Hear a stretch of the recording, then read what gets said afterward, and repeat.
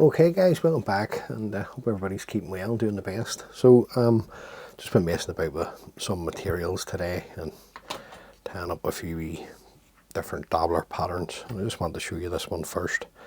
I've come up with three, but like I say, it's just a bit of fun.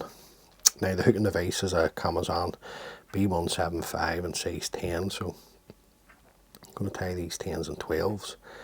The thread that I'm going to use to tie the fly is the uni thread, yellow and black, but you use whatever thread you like.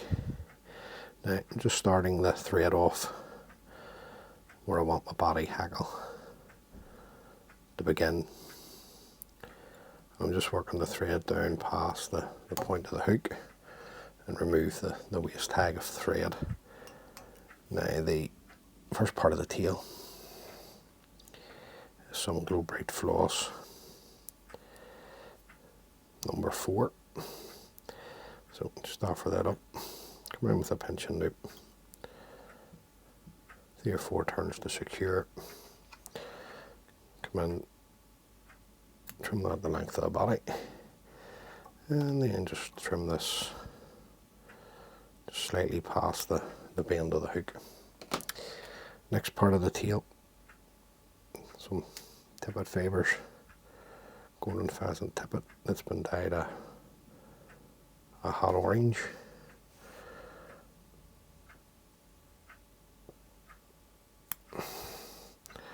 Not looking too many fibres, just a few. Right, I'm trying to keep them together. I tie them in. I want the first black bar to the end of the glow bright floss part of the tail.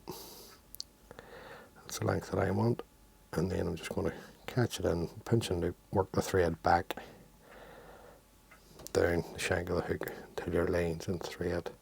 Your line, sorry, is in your line of thread. Sorry, is in line with the barb of your hook. Now, first rib. This is more to protect the tinsel that I'm going to use for the rib and to hold the body hackle, really. So that's the Vineyards number 27. Silver wire. It's very fine wire. It's great for wee patterns like this. It reduces the bulk. Reduces the bulk when you're tying it off up at the top here. And still giving you that protection of the wire. You don't need to worry about lumps and bumps the way I am. I'm just wanting the close touching turns just really to make sure that the tail is well tied in and it's not going to basically fall to pieces if it catches a fish. Now the body itself, I'm going to use some of the Irish sparkle dub in black.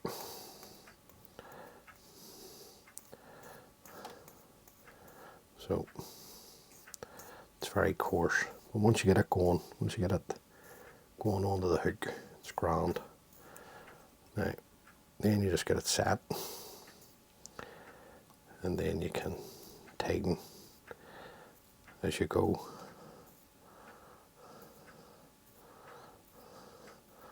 Don't wish I had the dubbing. I'm going to brush it out. I'm going to be fibres, just sweep those back, bring your thread to the front, come up with a rib, doing 4 turns of the mallard up the body, catch that and trim away the waist, a bit tighter than that. Fibre there, just take that away. Now I want to bring out some of the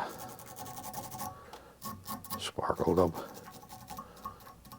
into the dressing. The body hackle, it's just a red game hackle. This is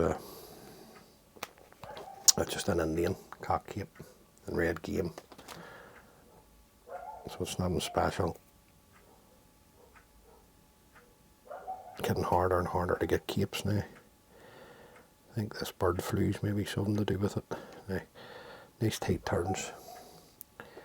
Catching in the stem. Now, just going to take 2 turns of my body hackle. Then what I'm going to try and do is come down with 3 turns in between each turn of the silver mallard. Now get that point, because I'm doing it with my fingers. Just twist it round, come round with your wire. Now if you don't feel comfortable winding a short hackle with your fingers, just use your hackle pliers. The reason why I like using my fingers is because I get more torque. You can really tighten into the feather. I think it makes it more secure than using the hackle pliers. Nice and tight. Catch that in. Break away the wire. And then just come in with the Velcro. Just give it a wee scrub. We like a wax. Make sure everything's back. Thread to the other hook. All you're doing is getting a bit of thread down there for the next materials. Now the next hackle, looking at a nice dark olive hand hackle. Got one here. Strip away the flue from the bottom, and then I'm going to check the length.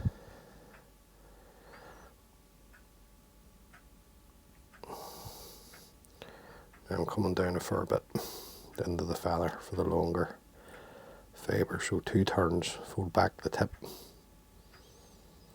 back up over the top, break the tip away of the hackle, and then just stroke these fibres back. I'm going to do 2 turns of the hackle.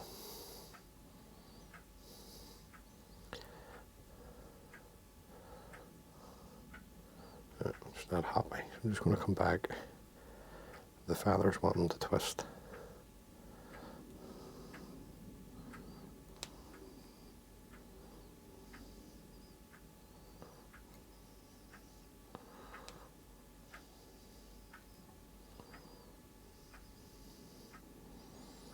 I'm just going to leave myself enough space here at the front for my wing and my throat.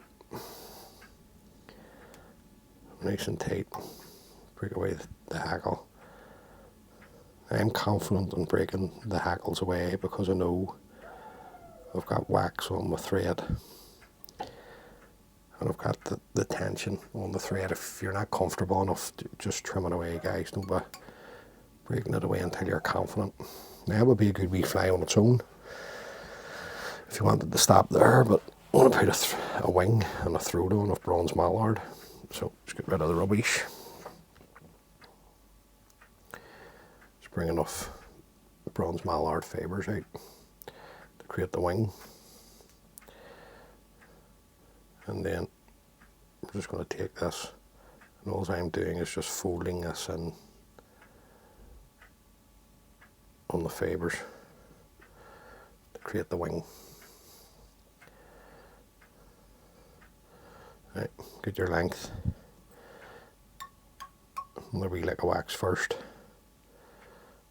Right, length of the wing. It's up to you guys. You tie it the way you like. Probably coming I don't know, halfway past the tail, maybe something like that. So just offer it up, then come in, just pinch it, and what you're doing is just putting a crease in the middle of the feather the best that you can. Come around with a pinching loop for good 4 or 5 tight turns, just to see what way it's sitting. That's 100% for me. So just pinch, bring the bronze up, and get as tight a cut as you possibly can into the feather. Now I'm going to bring the thread to the other hook. I'm not going to cover everything up first time. Just tighten it, just making sure that the fibres aren't going to move about at this stage, and we'll tidy up in a second. Then we'll go to another bronze mallard feather. Just rip it off, Same again, just fold it in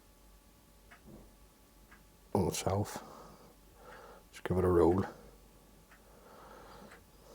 Offer this up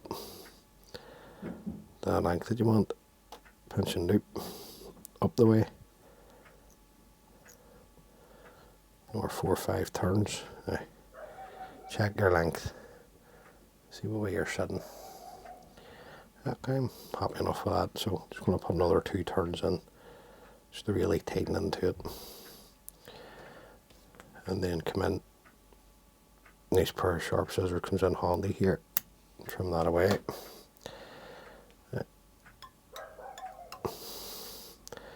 Another good lick of wax. Thread to the eye of the hook again. Come up over the cut ends. Now, yet again, I'm not taking loads of thread turns at the minute. We'll sort that head out in a second. I'm going to add in 2 small jungle cock eyes. Now you don't have to do this, you can tie off, whip off where you are now. That would be a good wee fly. But these ones are for me, so I'm putting on jungle cock. Just one eye at a time. Yeah, all I do here is just tilt my vise this side, slightly, and then I'm just getting the measurement of the other eye for your side of the hook.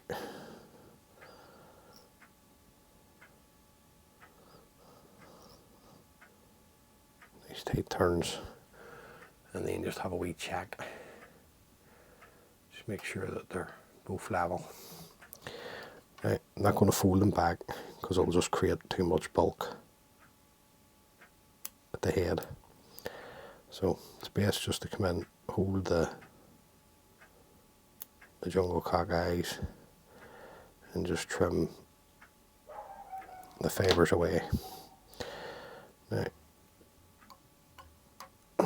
another small like a wax onto the thread.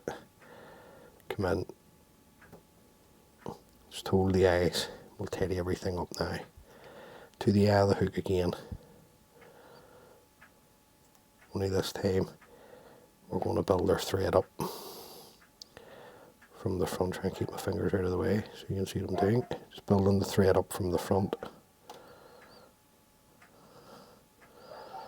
And that going past the point where you caught in the jungle cock.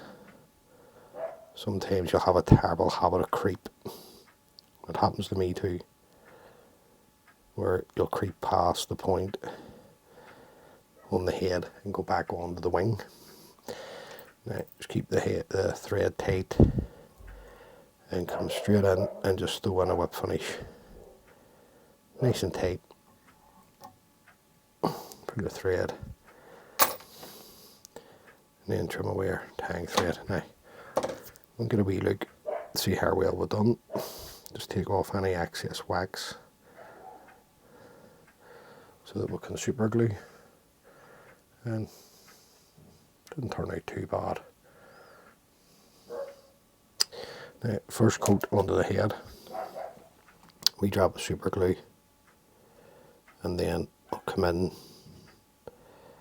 and I'll hit this with couple of coats of varnish, just clear varnish, Sally Hansen's or else the Vineyards clear cellular varnish, which is just as good. Long fibres, just take those away. And there you go, guys. That's just a wee bit of fun, a wee dabbler. So hopefully I've got something from it. I think I'm going to call it the Shadow Dabbler, Shadow Warrior, something like that. It's simply because it is a fly that I think might work on a dull day. Now, I'm going to tie this one too. This is a brighter version of the fly. And that fish well on the point, I think. So it will. So there you go, guys. As always, many thanks for taking the time to view the video. It is greatly appreciated, and thank you to everyone who has subscribed. Hopefully you're getting plenty of advice and tips from the channel. Not that I'm an expert in any stretch of the imagination, but if you fish your lochs or even reservoirs, tie a few of those up. Let me know how you get on, and all being well, I'll catch you on the next one, guys. Thanks for watching. Bye.